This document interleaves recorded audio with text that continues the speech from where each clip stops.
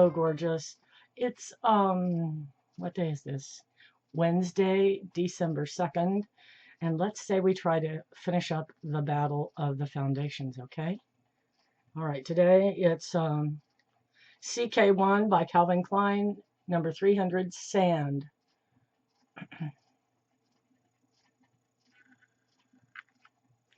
I'm guessing this is probably a little too dark. I have on a primer and moisturizer, but I didn't bother. Pardon me, I said primer. I have on serum and moisturizer, but I didn't bother with primer. Okay, this has no odor whatsoever. It is not cruelty-free. It is a sample I received, I think, from Sephora within the past year. Calvin Klein had a cosmetics line back in the mid-'80s. It seems like he went away for a long time. And he's back now. And I have a tube of his mascara, which I like pretty well. All right, let's check the big mirror, see how it looks, shall we? Okay, it's a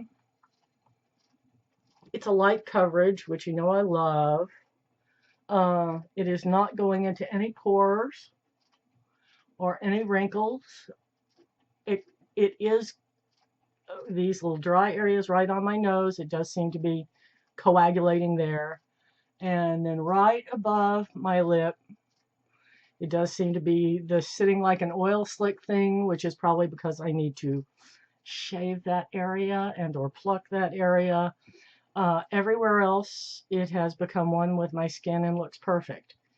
So I will check back in with you later today, and we'll see how it made it through the day. Love y'all. Bye. Hello, gorgeous. It's been about 8 hours since I saw you last, and we are evaluating CK1 Calvin Klein foundation in 300 Sand. And the color did work out to be all right. I thought it would be too dark. It wasn't. Anyway, I've just checked in my 15 magnification mirror, and my nose looks a little oily, but I didn't touch it up during the day. Like maybe the foundation did kind of wear off, but otherwise it stayed pretty much the same over the rest of my face. So, you know, were it cruelty-free, I would probably repurchase, but since it isn't, I won't. But to those of you who don't care and who have a complexion similar to mine, I would recommend it. Just a reminder, my complexion is oily in the T-zone, dry elsewhere, and little dry patches here around my nose, and 60-year-old skin. Anyway, that's it for today. I'm going to try to knock these last couple foundations out, get it over with, so we're not doing this forever. Love y'all. Bye. Hello, gorgeous. It's December 10th. Today's victim is Covergirl Ready Set Gorgeous Fresh Complexion Oil-Free Foundation. My color is 105 Classic Ivory. Sorry about Maggie. Maggie is crated for the duration of the video.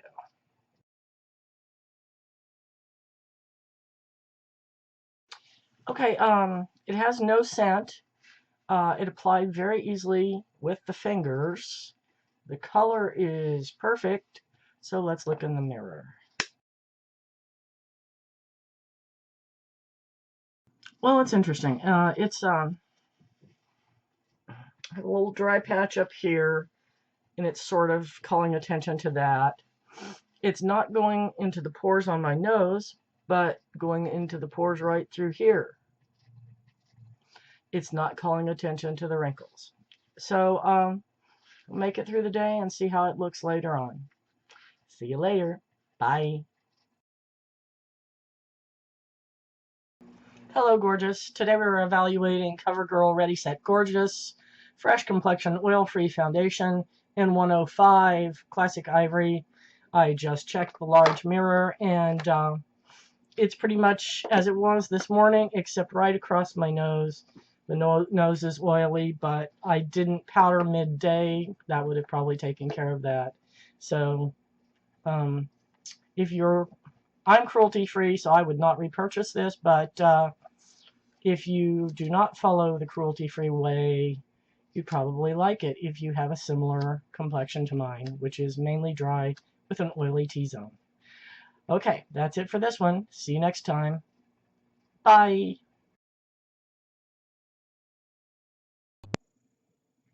Hello, gorgeous. It's Saturday, December 19th, and today I am concluding the Battle of the Foundations. The last contender you've actually seen me wear before and seen me speak of it, but it hasn't been a contestant yet. So this is Elizabeth Arden Ceramide Ultra Lift and Firm Makeup SPF 15. My color is Vanilla Shell 02. And there's the packaging. There's the bottom. Oh goodness. All right. This if you have seen me use this, you've heard me refer to it as my old standby. This is the one that seems to work when nothing else works.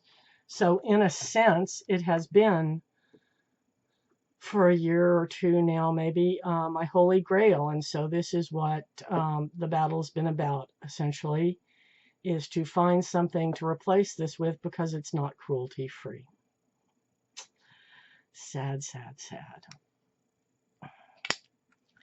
So here we go. I mean, I've applied this variously with a sponge, a beauty blender, and or a brush, but for some reason I'm having more success just using my fingers.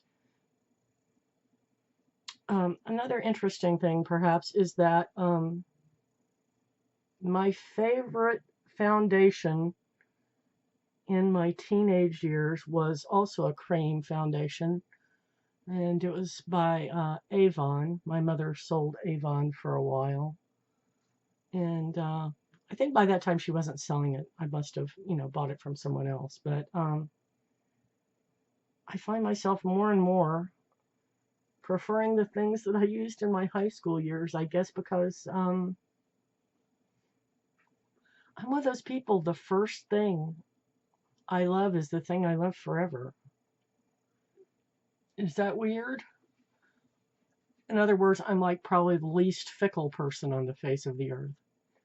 I mean, I started out with powdered eyeshadow, pardon me, eyebrow shadow, powdered eyebrow pencil. And I tried eyebrow pencils and everything, but the powder is still my favorite. Likewise, eyeliners, liquid eyeliners. I actually prefer the kind that you have a brush, you wet it in water, and it's a solid. I have some by Sonia Kashuk. I like that better than liquid that comes in a little bottle. Now, having said that, my very first eyeliner was a little liquid liner, Maybelline, in a bottle, but it never really worked for me, so I very quickly switched to their cake eyeliner and stuck with that for many, many years. So I don't know. This may be a bunch of nonsense. Okay. Yeah, it has no odor. Here's what it looks like. This is going to be my last one. I've had another one of these. This is my second one, and it's going to be the last one. All right, I'm going to look in the large mirror and see how it looks. Okay, other than problems with my application, because I'm applying blind and needing to go in and smooth things out, it's perfect. It's not calling attention to any wrinkles. It's not sinking into my pores. Oh, and by the way, underneath I had serum and moisturizer, but no primer.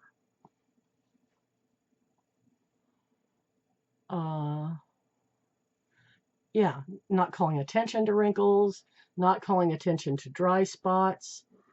However, I have to tell you, I've pretty much conquered the dry spots, which is incredible for it being the winter time. And I have to say thank you to a number of people for that. Susan, LittlePoet, thank you very much. And MaryEllen over 60. This isn't her brand, but this is a bottle of squalene. And, you know, the dry patches around my nose that you've heard me complain about since you saw me the very first time, they're gone. MaryEllen said squalene, and I tried it, and they're gone. So, and I've been hyper vigilant about exfoliating. And so I think these three things combined is why I'm looking so much better, and I've conquered the dry spots. Okay, I'll come back later today, and we'll see if this stays as lovely as it is right now. It usually does. So, see you later. Love y'all. Bye. Oh, wait, before I go, let me say, I do have 3 other foundations, but I'm not throwing them into the battle because all 3 are brands that no longer exist. So I see no point in whetting your appetite with something wonderful that you can't get your hands on. Okay, later. Bye. Hello, gorgeous. It's been, let me see here, about 9 hours since I saw you last. And we're evaluating Elizabeth Arden.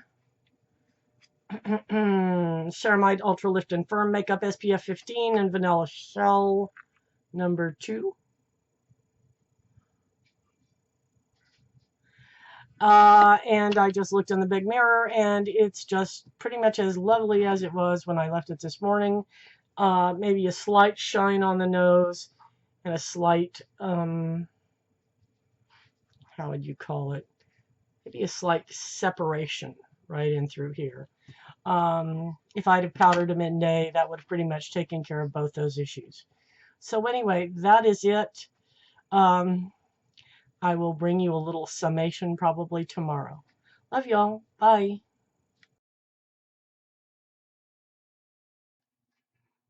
Hello, gorgeous. It's January the 2nd, 2016, and I found another bottle of foundation.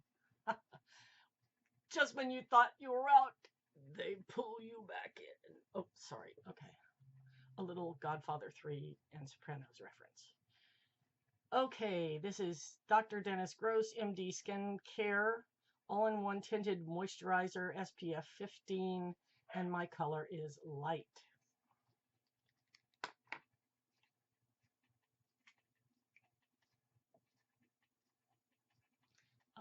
The reason I lost track of this, I had pulled out, you know, all of my foundations and put them in one spot for the battle. And this was on this little round turntable thing. And I hadn't thought to look there for foundation.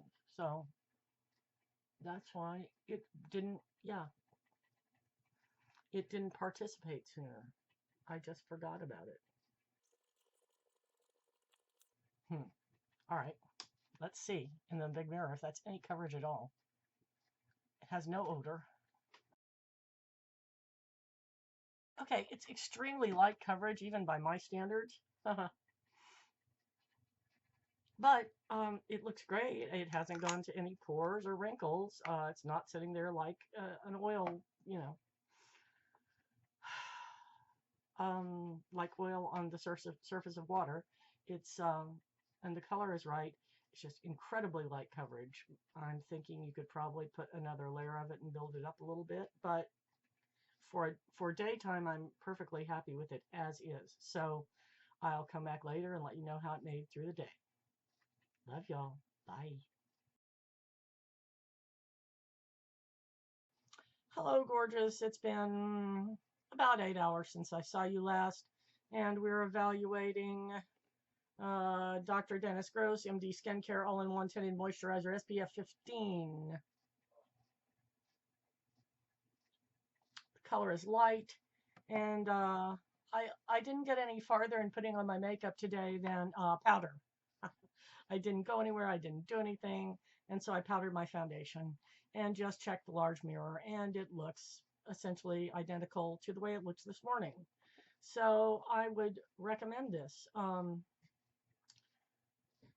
Next time I would probably build it up. I would probably, put on a second layer because it was incredibly light, even for me. So, in summation, first thing we tried was this Calvin Klein.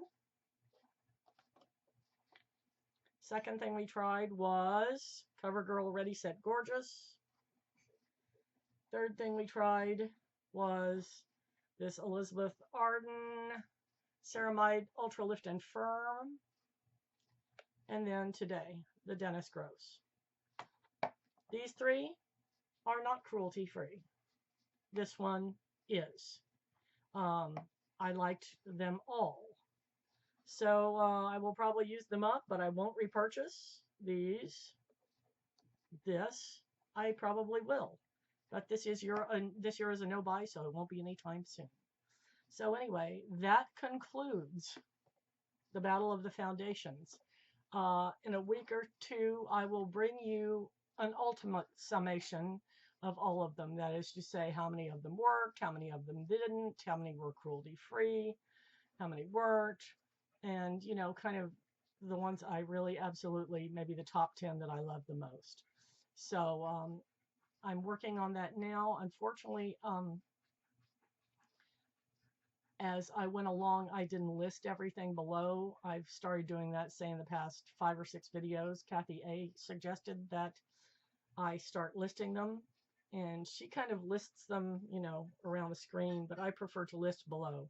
Anyway, I have finally started doing that, but on the first, 10 or so, I didn't, so I'm having to go through and make notes and write down and so on. So it'll be a week or two, but I will bring you a complete summation. And after that, I'll be starting the Battle of the Concealers. So stay tuned. See y'all soon. Love you. Bye.